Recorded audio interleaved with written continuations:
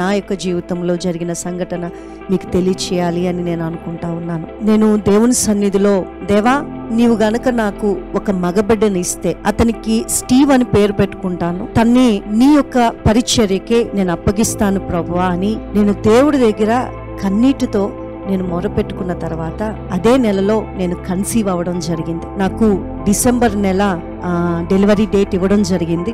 దాంతో నేను నవంబర్ నెలలోనే ఆ షాపింగ్కి వెళ్ళి, నేను మరలా డెలివరీ అయిన తర్వాత నాకు మరలా నేను షాపింగ్ చేయడం కుదరదు కాబట్టి నాకు పుట్టబోయే ఆ బిడ్డ కోసం నేను ముందుగానే క్రిస్మస్కి, జనవరి 1కి, ఇంకా మధ్యలో కావాల్సిన వాటికి మొత్తం నేను బాబు కోసం అని, స్టీవ్ కోసం మొత్తం నేను బట్టలన్నిటినీ కూడా కొని నేను ఇంటికి రావడం జరిగింది.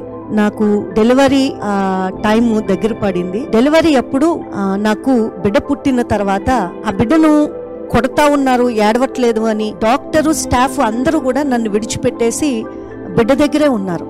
నాకు ఎవరు పుట్టారో చెప్పట్లేదు.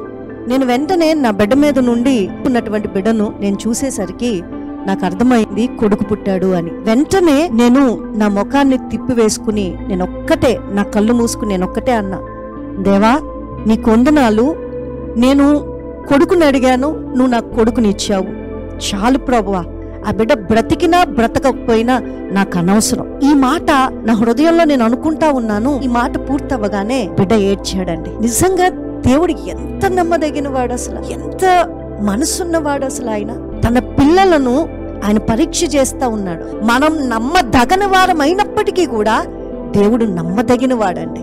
ఆయన నిజమైన దేవుడు. మన విషయంలో ఆలోచన చేస్తూ ఉన్నాడు. మనకేం కావాలో తెలుసు, ఏం చెయ్యాలో ఆయనకి తెలుసు. మన విశ్వాసాన్ని పరిశీలన చేస్తూ ఉన్నాడు. మనం ఎంతగా ఆశగా నిరీక్షణతో ఉంటామా, నిరీక్షణ కలిగి ఉంటామా, నిజంగా మనం ఉంచిన నిరీక్షణ అది నిజమైనదేనా? ఎప్పుడైతే దేవుడు వీటినన్నిటిని పరీక్ష చేసి పరిశీలన చేసి చూస్తూ ఉంటాడో, మనం ఎప్పుడైతే వాటిని నెగ్గుతామో, గెలవగలమో, అది గొప్ప అద్భుతమే జరుగుతుందండి. అంతేగాని మనం ఓడిపోవాలి అనేది దేవుని చిత్తం కాదు. ఆ రాత్రి డాక్టర్ నా దగ్గరకు వచ్చి చెబుతా ఉంది, బిడ్డ పుట్టగానే ఏడవలేదు కాబట్టి 77 గంటలు పరీక్షగా చూడాలి, అబ్జర్వేషన్ ఉంచాలి, అప్పటి వరకు నేను బిడ్డ గురించి నేనేమి చెప్పలేను అని డాక్టర్ అన్నప్పుడు నేను ఒక్కటే అనుకున్నాను, దేవా నా బిడ్డను బ్రతికించిన వాడు నీవు.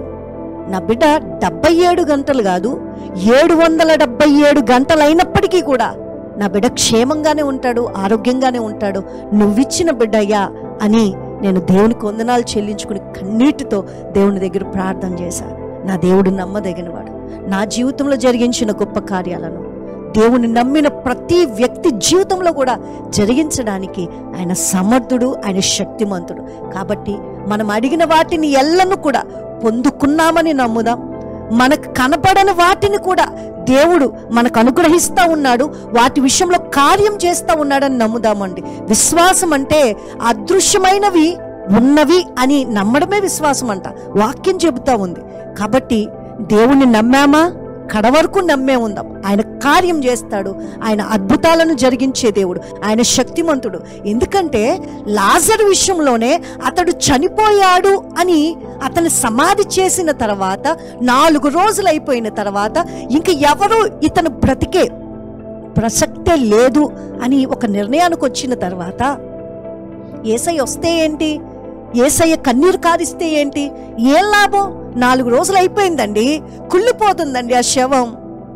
ఎలాంటి ఆలోచనలో ఉన్నప్పుడు దేవుడు కార్యం జరిగించాడు. అక్కడ ఒక మాట ఉంటుందండి, నువ్వు నమ్మిన ఎడల దేవుని మహిమను చూస్తావు. ఆమేన్.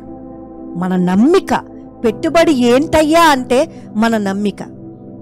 ఒక్కసారి ఆలోచన చేయండి, చిన్న చిన్న వైరస్లు ఎంత ప్రమాదానికి గురి చేస్తూ ఉంటాయో మనల్ని కదా.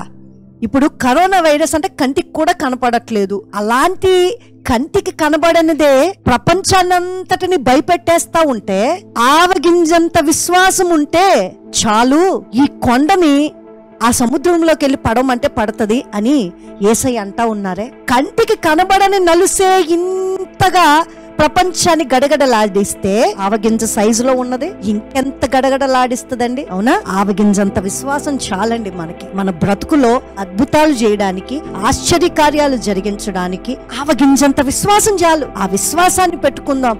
ప్రభువా, నా కంటికి ఏం కనబడట్లేదయ్యా, నా కంటికి నువ్వు ఒక్కడవే కనబడుతున్నావు, నాకు దిక్కు లేరు, నాకు ఆధారం లేరు అని ప్రార్థన చేయండి. కన్నీటితో ప్రార్థన చేయండి. నువ్వు ఒక్కడవే కనబడుతున్నావు, నాకు నువ్వే కార్యం చేయగలిగిన దేవుడు, నువ్వు శక్తిమంతుడువయ్యా, నువ్వు గొప్ప దేవుడు. ఎప్పుడైతే మనం ఇట్లా కన్నీటితో ప్రార్థన చేస్తామో మన బ్రతుకుల్లో అద్భుతాన్నే జరిగించే దేవుడు అండి. అసాధ్యమైన పరిస్థితులే లేవు మన బ్రతుకులో. ఆమేన్. అసాధ్యం, ఎస్, మనుషులకు అసాధ్యం అండి. చేతులు ఎత్తేస్తారు, మా వల్ల కాదండి, మేము చేయలేమని. ఎప్పుడైతే చేతులు ఎత్తేస్తారో అలాంటి మనుషుల చేతులను దేవుడు పట్టుకుని నా వల్ల అవుతుందయ్యా, దేవునికే వందనాలు.